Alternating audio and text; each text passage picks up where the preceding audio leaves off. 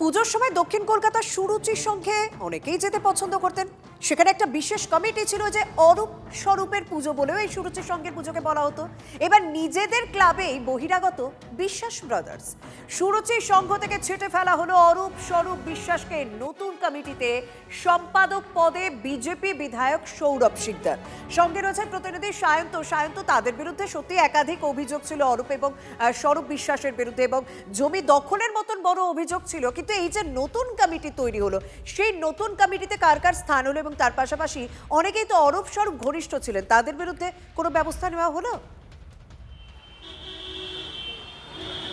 একদমই, দেখো এই যে বিশ্বাস ব্রাদার্স, মূলত অরূপ বিশ্বাস স্বরূপ বিশ্বাস, এই দুজনকে তো ছেটে ফেলা হলোই।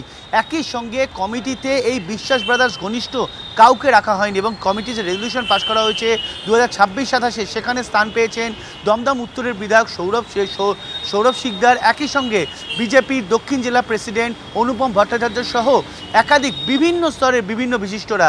মূলত সুরুচি সংঘের পুজো যাতে দুর্নীতিমুক্তভাবে করা যায়, যাতে কোনো অভিযোগ না ওঠে, একাধিক অনিয়ম যে হচ্ছিল, যেটা মূলত বারবার অভিযোগ ছিল স্বরূপ বিশ্বাস এবং অরূপ বিশ্বাস দুই ভাইয়ের বিরুদ্ধে, সেই অভিযোগ যেন এই নতুন কমিটির বিরুদ্ধে না ওঠে, সেই সব বিষয়গুলোকে কিন্তু এই ব্যাপারে গুরুত্ব রাখা হয়েছে, যে কারণে কমিটি তৈরি করা হয়েছে অনেক ভারসাম্য বজায় রেখে।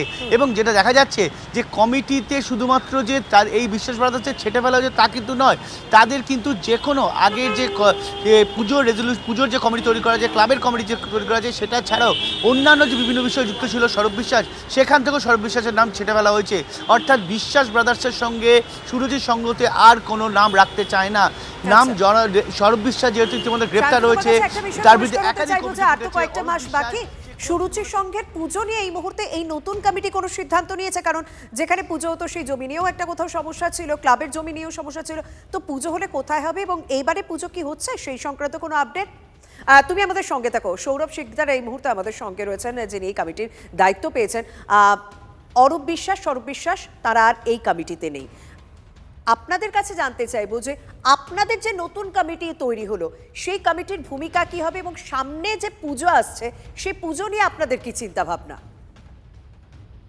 দেখুন, সুরুচি সংঘ একটা এখানকার নিউ আলিপুর বাসিন্দা হিসেবে আমি বলতে পারি যে এখানে একটা আতঙ্কের জায়গা হয়ে গেছিল সাধারণ মানুষের কাছে। সুরুচি সংঘ ছিল তোলা আদায় করা, সিন্ডিকেটের সেটেলমেন্ট করা, বাড়ি জমির দালালির বিচার করা ইত্যাদির আতুর ঘর। সেখানে বসেই নাকি সবকিছু হতো। তাই এলাকার লোক তারা সবাই মিলে এই ডিসিশন নিয়েছেন, যারা এলাকাবাসী নিউ আলিপুরের অধিবাসী বৃন্দ, এবং এই কমিটি চেঞ্জ হয়েছে বিভিন্ন সমাজের প্রতিষ্ঠিত লোকদের নিয়ে, তাদেরকে নিয়ে, লোকালদের নিয়ে এই কমিটি তৈরি করা হয়েছে। পুজো নিয়ে কোনো ভাবনা চিন্তা রয়েছে?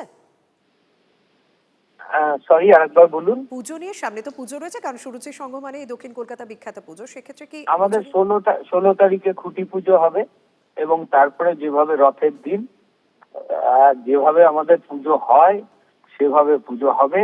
তফাৎ একটাই থাকবে, আগে এটা ভিআইপি কালচারের পুজো ছিল, পাড়ার লোক, এলাকার লোক, সাধারণ লোকের সেখানে খুব একটা প্রবেশাধিকার ছিল না, তাদের নিমন্ত্রণ অব্দি জানানো হতো না ভদ্রতা করে। এবার সার্বজনীন পুজো সর্বজনের হবে। বেশ, অনেক ধন্যবাদ।